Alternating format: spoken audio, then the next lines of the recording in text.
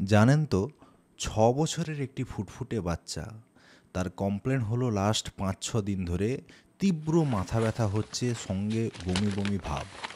বাবা মা লোকাল ডাক্তারকে দেখিয়েছেন, স্বভাবতই তারা গ্যাস ভেবেছে এবং গ্যাসের ওষুধ দিয়েছে, বমির ওষুধ দিয়েছে, কমেনি। তারপর তারা চ্যানেল করে সেগুলো আইভিও দিয়েছে, মানে ডিরেক্ট ইঞ্জেকশনও দিয়েছে, তাতেও কোনো কাজ হয়নি।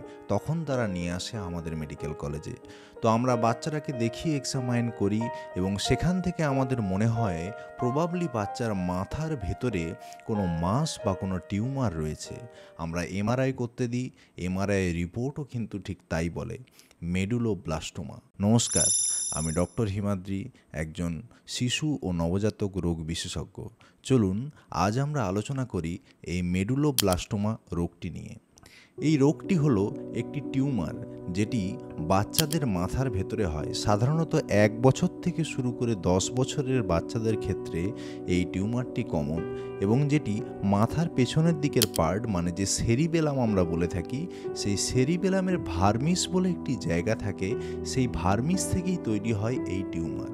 যেই টিউমারটি খুব তাড়াতাড়ি বাড়তে থাকে এবং বাড়তে বাড়তে আমাদের যে ফোর্থ ভেন্ট্রিকেল রয়েছে সেখানে অবস্ট্রাকশন করে। অবস্ট্রাকশন করার জন্য আমাদের মাথার ভেতরেও যে রস রয়েছে, মানে আমাদের এই সেন্ট্রাল নার্ভাস সিস্টেমের ভেতরে এক ধরনের রস রয়েছে যাকে আমরা সেরিব্রোস্পাইনাল ফ্লুইড বলি, সেখানে অবস্ট্রাকশন হওয়ার জন্য হঠাৎ করে মাথায় এরকম প্রচুর ব্যথা, যন্ত্রণা এগুলো শুরু হয়, বমি বমি ভাব এবং সঙ্গে বমি থাকে, যা বমির ওষুধ খেলেও কমে না। আমরা হিস্ট্রি নিতে গিয়ে আরও জানতে পারি বাচ্চার লাস্ট ২ থেকে ৩ মাস সকালবেলার দিকে এরকম বমি বমি ভাব, ২ থেকে ৩ দিন ছাড়া ছাড়া বমি এবং তার সঙ্গে সঙ্গে তীব্র মাথায় ব্যথা হয়।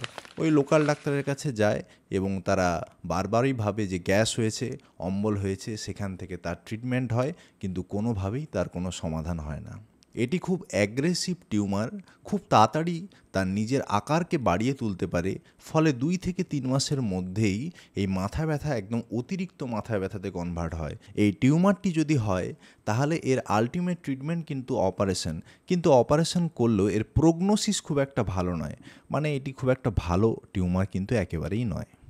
এই ভিডিওটি এই জন্যই করা, যদি দেখেন যে সকালবেলার দিকে আপনার বাচ্চার এরকম বমি বমি ভাব, বমি হচ্ছে, তার সঙ্গে সঙ্গে তীব্র মাথায় ব্যথা হচ্ছে, সমস্ত কিছুকে কিন্তু গ্যাসের সমস্যা বলে চালিয়ে দেবেন না। এর পেছনেও এরকম বড় অনেক রোগ কিন্তু থাকতে পারে। সেক্ষেত্রে হাসপাতালে নিয়ে যান, চিকিৎসকের পরামর্শ নিন। আর যদি এই ভিডিওটি ভালো লেগে থাকে অবশ্যই কমেন্ট, শেয়ার, সাবস্ক্রাইব করুন। ধন্যবাদ।